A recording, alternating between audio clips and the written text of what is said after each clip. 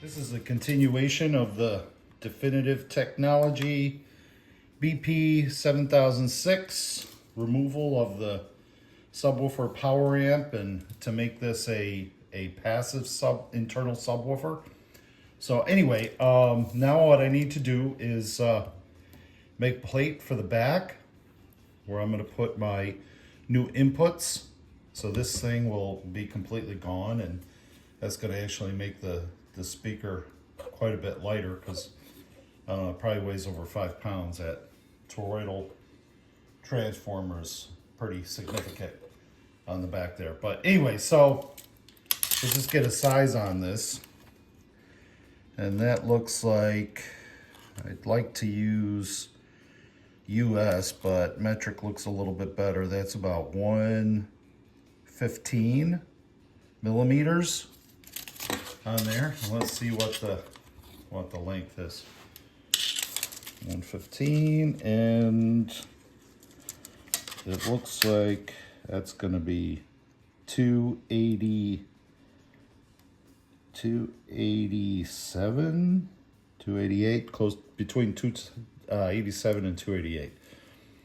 So that's what I'm going to do next. I'm just going to get some 1/8 inch. I have this 1/8 inch plywood that it's just that hobby stuff they sell at Home Depot and Lowe's.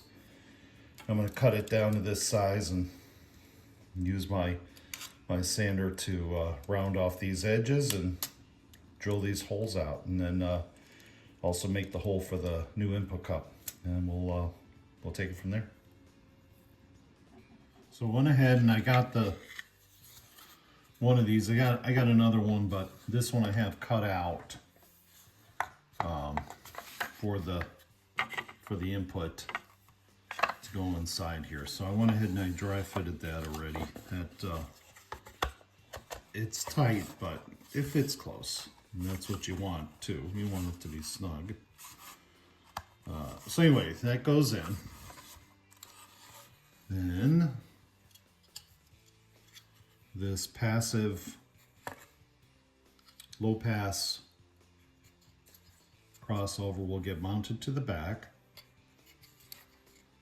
Everything will get wired up, and then we'll go ahead and mount that to the speaker. And I'll show you what that looks like. This is the bottom of the speaker where the power amp mounted into the cabinet. And now this is where the new plate will mount to the back here. I'm going to go ahead and I think I'm going to make this like a dark brown color, and try to get this as flush as possible. It's probably sticking up a 1/16 of an inch or so, but that'll sit just kind of like that. Put all those holes in there that were in the other plate, and then there's your speaker. So this will be on the back. So we'll have these two for the sub, these two for the upper end, the regular bipolar speakers, and then have the jumpers if you just want to run one amplifier for it. So anyway, getting close. Now that I have the plate cut out and fitted for the hole that was originally here, I'm going to go ahead and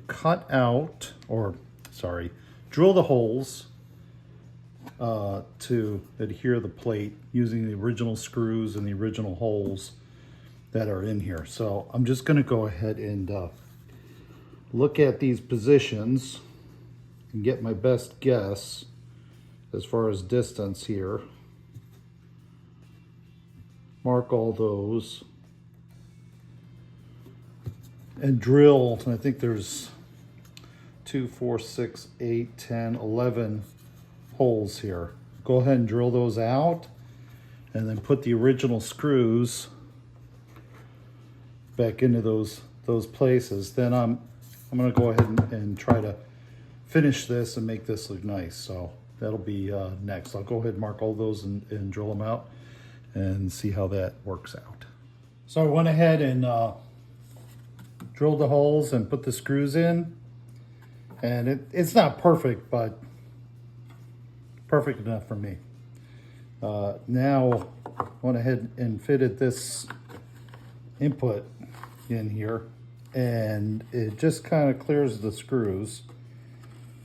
If not, I would have had to kind of carve out some of that plastic, but good thing is I didn't have to. So anyway, I think it looks acceptable, but I'm gonna go ahead and this color, I like this to be darker.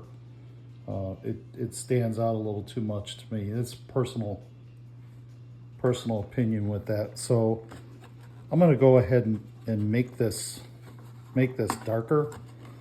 I'll use some walnut gel stain, because this wood does not accept stain evenly. It gets real blotchy. So I'm gonna put that gel stain on here, and then I'll go ahead and urethane on top of that to get that to harden up, because that gel stain can stay not dry for a long period of time. Once I put the urethane on there, it crystallizes it, makes it very strong. So I'll do that, and we'll see how that looks. This is a result of the gel stain, and I used a satin urethane spray on the finish, and it's not the best, but for the back plate, it's going to have to do.